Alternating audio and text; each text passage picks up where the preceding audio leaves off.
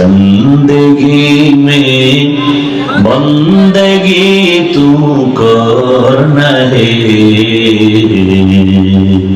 जिंदगी में बंदगी तू करना है,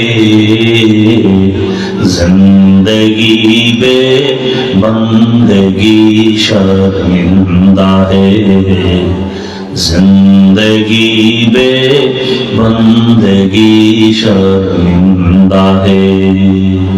यहाँ हम सब मुसाफिर दिल न लगा, अहले दिल की नजर से रूह करता जा, शाह दौलत सब फकीर गर नेक नहीं, शाह दौलत सब फकीर गर नेक नहीं, जिंदगी में बंदगी तू करना है, जिंदगी में बंदगी तू करना है, जिंदगी बे बंदगी शर्मिंदा है, जिंदगी बे बंदगी शर्मिंदा है, जिंदगी में बंदगी कुल बंदगी, बंदगी बे जिंदगी शर्मिंदगी। আমি যে এতক্ষণ বয়ান করলাম রে বাবা, একবারও বলি না যুবকেরা আমার মতো হুজুর হয়ে যাও, মাদ্রাসায় যাও, স্কুলে তালা লাগায় দাও, পীরের কাছে যাও, তাবলীগে যাও, একবারও বলি না রে যুবক। বরং আমি তো বলি এই লাইনের বয়ান কর্মেওয়ালার ওলামাদের অভাব নাই।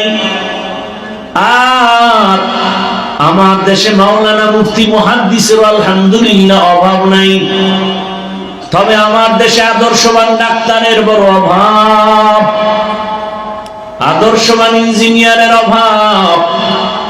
আমার সোনার বাংলায় এত ডাক্তার, এত হসপিটাল, কপাল ভরা দুঃখ যে একটা মায়ের বাচ্চা সিজার হয়, প্রসব হয়, একটা হসপিটালও আজান দেওয়ার কোন সিস্টেম নাই যে বাচ্চার ডান কানে আজানের আওয়াজ দিবে, বাম কানে ইকামতের আওয়াজ দিবে। এমনকি মুসলমানও এ কথা অনেকেই জানেই না। আছে জানা মতে আপনাদের কোন হসপিটালে বাংলাদেশে? নাম দিয়েছে ইসলামী হসপিটাল, অথচ বাচ্চার কানে যে আজানে ইকামত দিতে হবে জানেই না। এটা ইসলামী হসপিটাল হলো কিভাবে? এজন্যই তো বলেছি আদর্শবান ডাক্তারের বড় অভাব।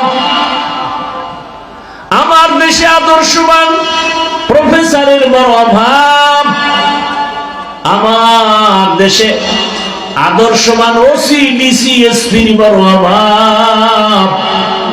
আজ আমার দেশের থানা, জেলার ওসি ডিসি এসপি সব যদি 5 বেলার নামাজি হতো, কোরআনের বয়ান চলবে, এই জন্য কোন সুৎখরের পেছনে অনুমতির জন্য দৌড়াতে হতো না। কোরআনের বয়ান চলবে, এখানে অনুমতি কেন? এই পাবলিকের কারণে এই ঝামেলাগুলো বেশি হয়। ইমান যে দুর্বল, এই জাতি যদি দাঁড়ায় যেত যে কোরআনের বয়ান চলবে, কোনো অনুমতি নাই, যে বন্ধ করতে আসবো নলা ছুটাই দিব, চামড়া তুলে ফেলবো। কারণ বাবার ক্ষমতা আছে কোরআনের মাহফিলে বাধা দিবে, অথচ একজন পুলিশ আসবে বা কেউ আসবে একটু বাধা দিতে, কেউ প্রতিবাদ করবে, আর বাকিরা সব বোবার ভূমিকায় চুপচাপ বসে থাকবে, কোনো আওয়াজ নেই। কোন নেতা আসবে বাধা দিতে, ওরে এখানে বসায় বলবা চা খা আর ঘুমা, মোনাজাতের আগে তোর ছুটি নেই, এনে থাক। তুই বেয়াদবি করলি কেন, এটা তোর শাস্তি।